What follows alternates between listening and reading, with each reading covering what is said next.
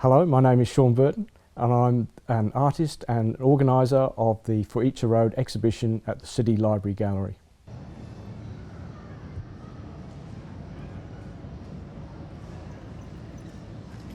The idea for Each a Road came about at the culmination of an exhibition Rory and another artist friend of ours, Ben Pullen, had been part of for 2.5 years at the Shrine of Remembrance.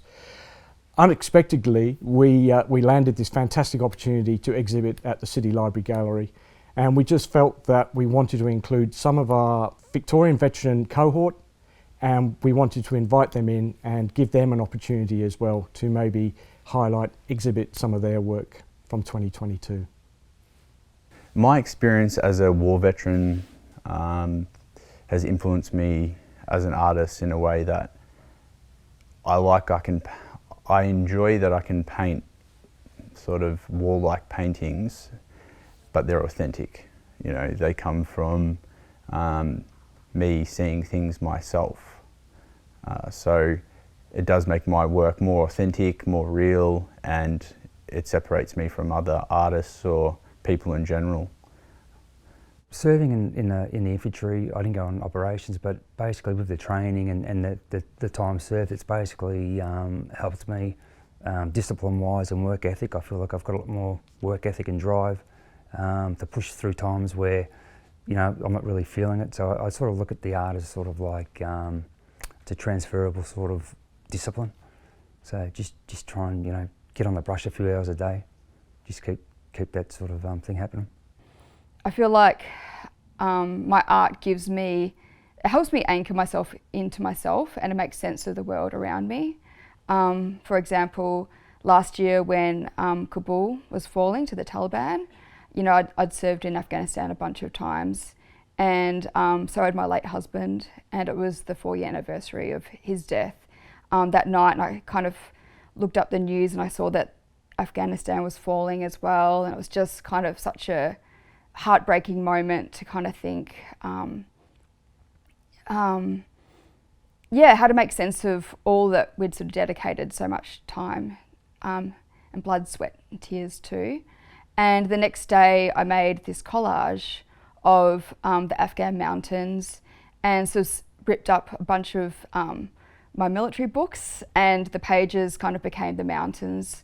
And I spoke to, you know, the way that those places had been sites of war for so much of humanity. For me, my art has really been one of the major coping mechanisms for me to manage my PTSD, which is what I've got. So I didn't start painting till I'd come back from my deployment. It all happened by accident because a mate who wanted to do an art course, just at a continuing ed thing, you know, 8 weeks, dragged me along, and it sort of went from there.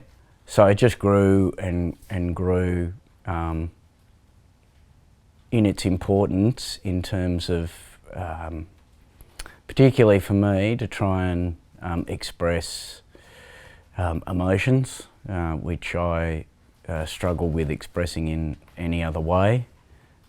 So a lot of that has been through self-portraits or portraits of my mates who've been in the military and things like that. I believe being a part of the veteran arts community, especially here in Victoria and Melbourne, it's a very supportive, very inclusive community where you could sit there and talk about anything, whether it be art or any other topics that may come up, and there's never any judgment. You can say anything, and you know that everyone around has always got your back.